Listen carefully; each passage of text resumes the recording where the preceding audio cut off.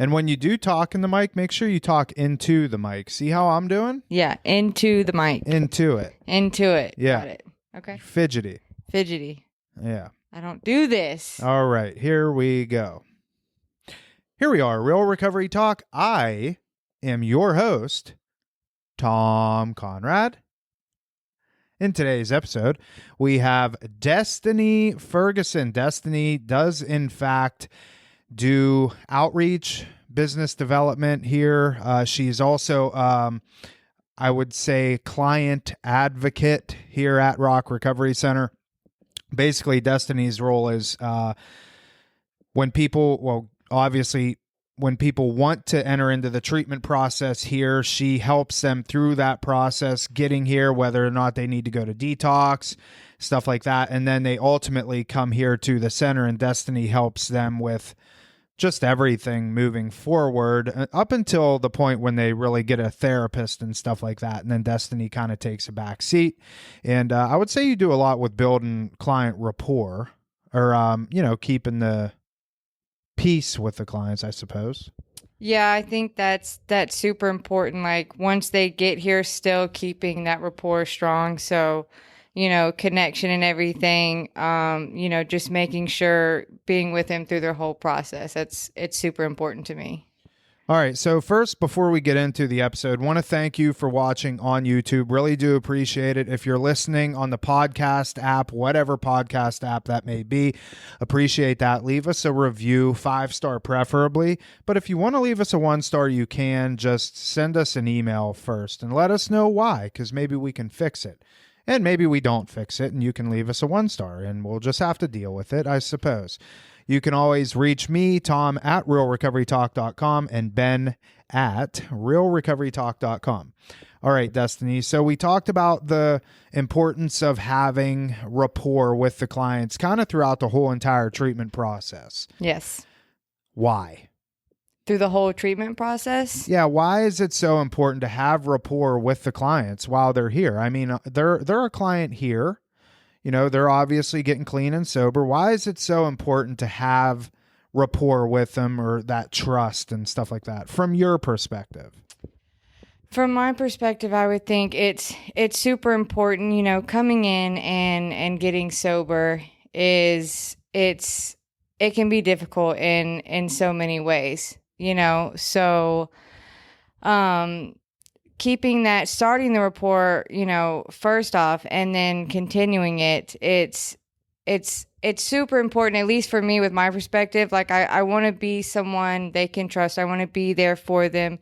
Yes, the therapists play an absolute important role, but they're not with their therapist all the time, and they're also not going to be at Rock forever. Eventually they're going to spread their wings and move on. And, just to know that they have someone they can always call and reach out to, not just here while they're at Rock, but, once they start the next chapter of their life.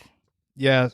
A lot of times when people come in here, when they enter into the treatment process, Destiny is the first person that they or talk to on the phone before they even come here. So I think it's safe to say that you're the first person to interact with them, which in turn means that you have first opportunity to build rapport. And in this particular situation with whatever client that may be, generally that first person that meets the client or that person that builds rapport with that person has the most amount of rapport with that person throughout their whole entire treatment process. So when that person say they're not doing well or they're having a hard time in treatment, a lot of times it's the urge is to get them in front of their therapist and see if the therapist can kind of help them through whatever that situation is. Well, a lot of times, especially here, given the size and the scope of what we do, it may be more advantageous to just have Destiny call them or meet with them and kind of see what's going on. Give us an example of when something like that has happened, and maybe not a particular client, but how you would see that playing out so the viewer or the listener can understand, okay, this is what Destiny's role would be. Well, so a situation actually just happened not too long ago. A female came in. She hadn't been in here but a few days, didn't really get a chance to know her therapist yet, or, the other clients in the community. Something happened back home, a situation popped up, made her really, really uncomfortable. She was here in group and she stepped outside to call me.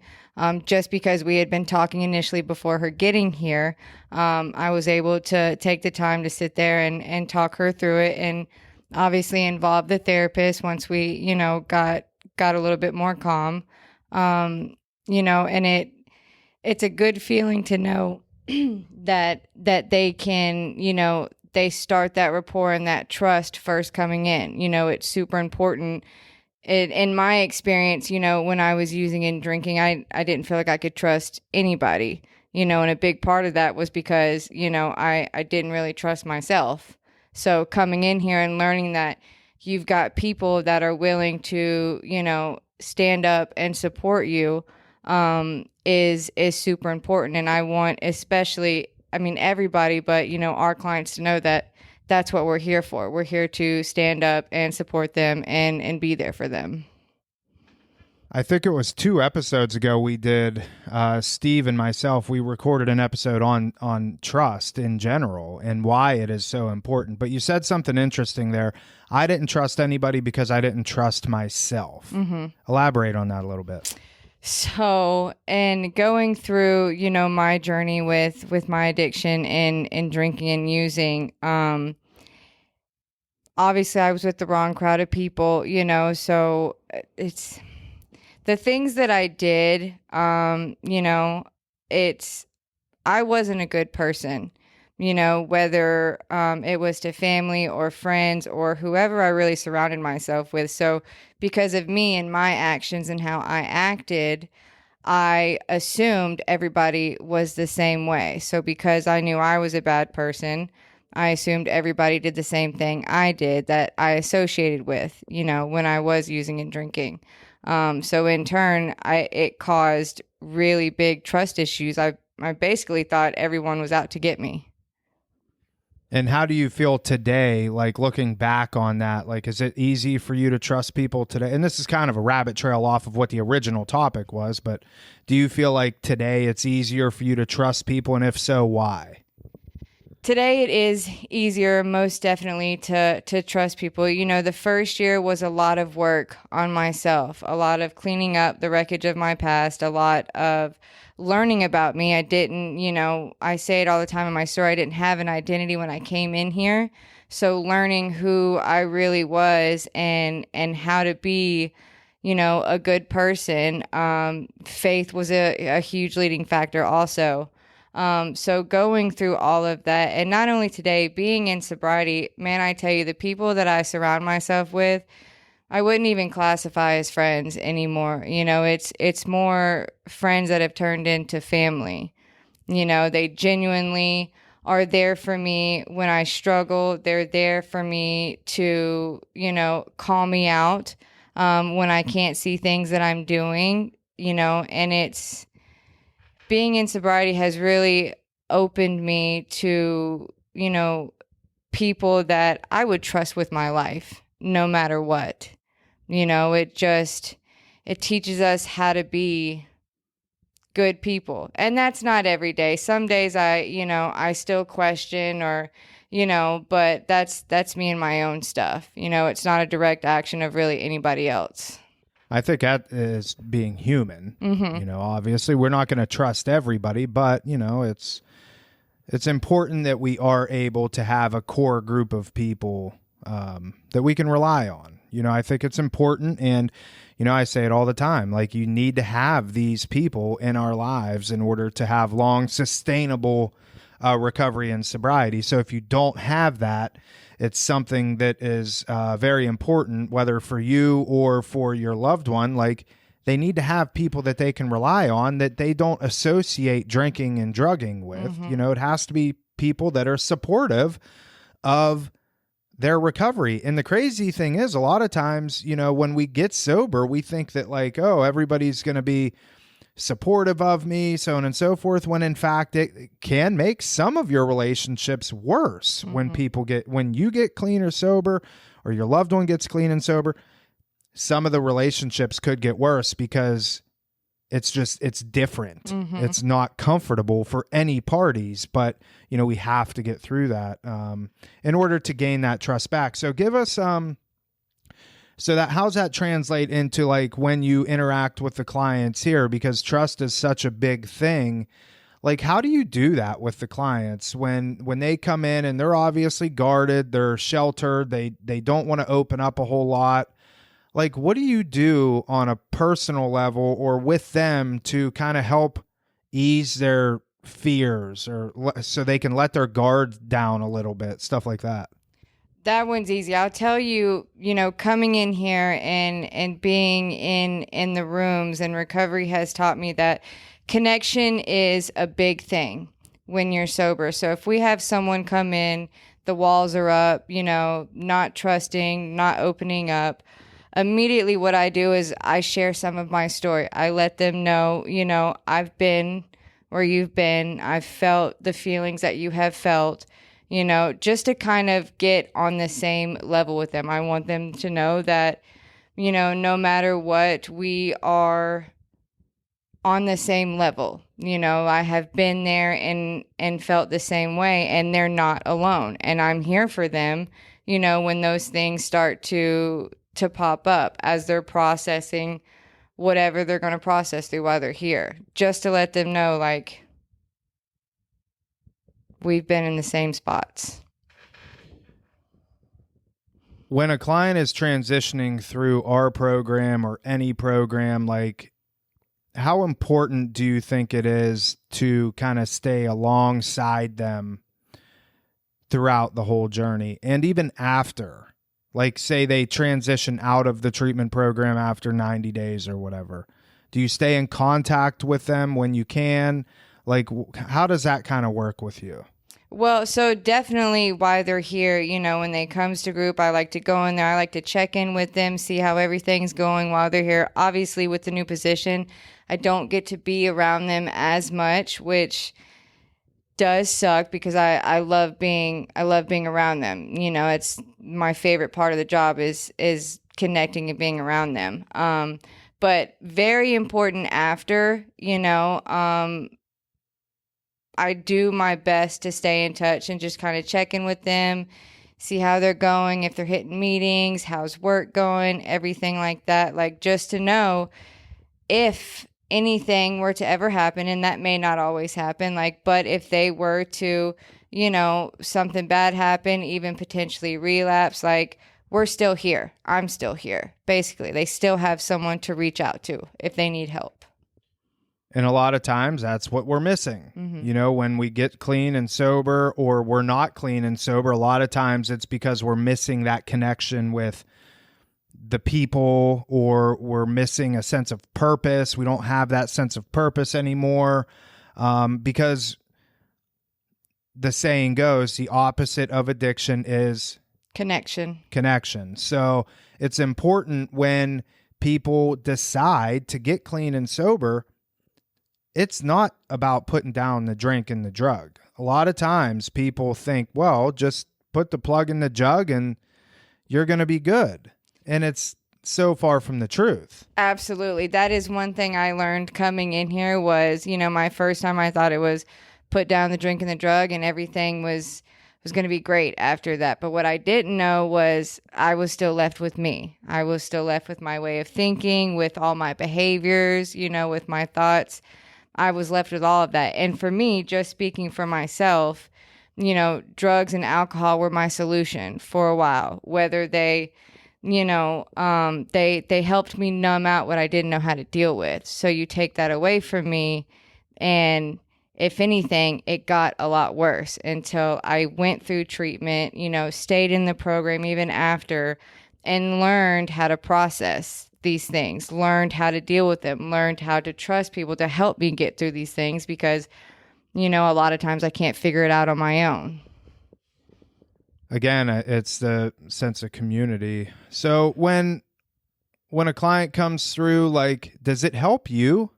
Because a lot of, we look at this and it's like, oh, you're putting forth so much effort for whatever client or the group of clients that we have here.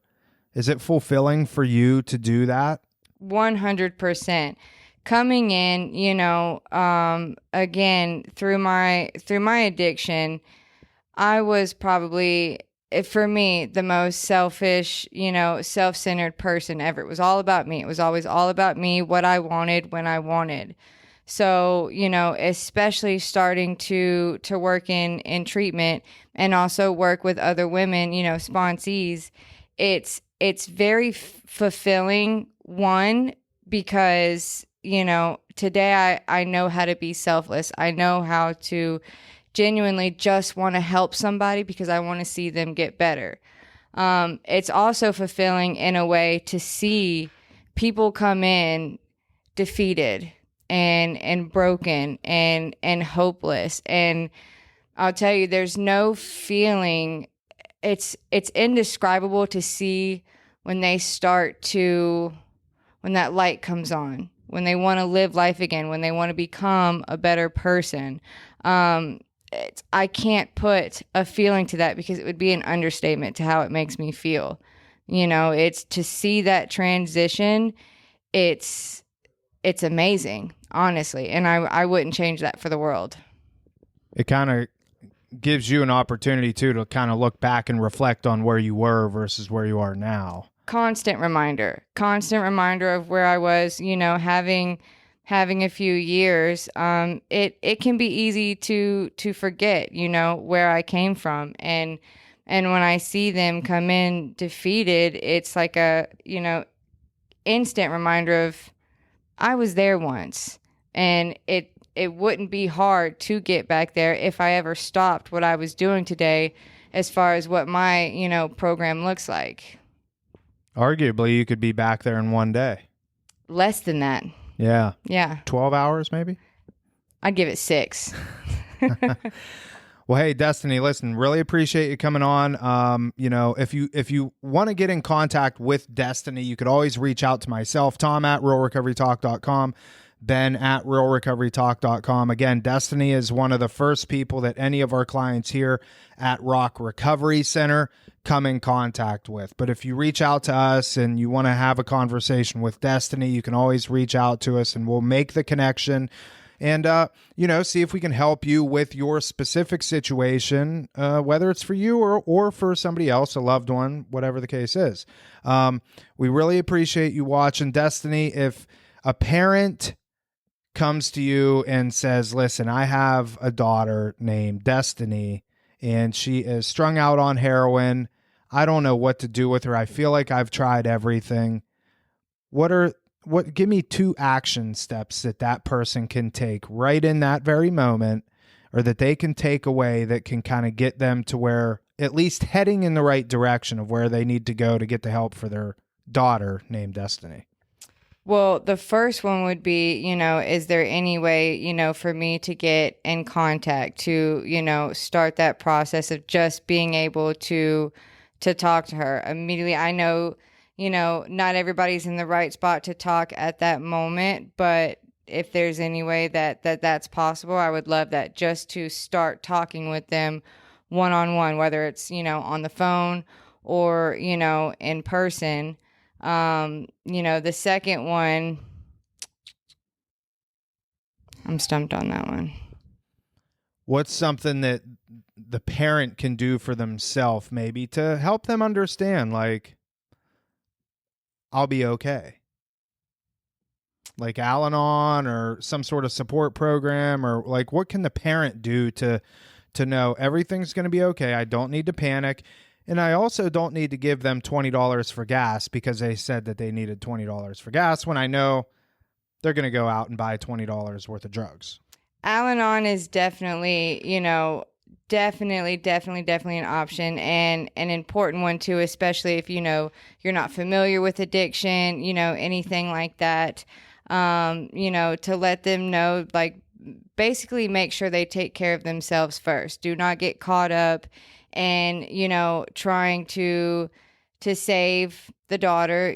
Don't get caught up in chasing, because until she's ready, unfortunately, there's not going to be anything she can personally do. So, basically, or definitely make sure she, continues to take care of herself. Al-Anon's very informative, to go and learn. As far as families who are, suffering from one's an addiction or alcoholism. Perfect. Enabling is one of the biggest things that we hear a lot. If you're going to do one thing, stop enabling. All right. Thank you, Destiny.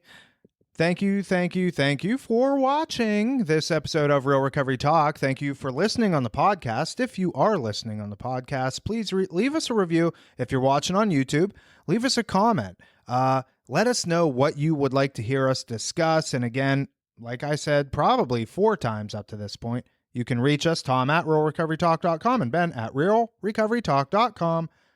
That is it. We will see y'all later.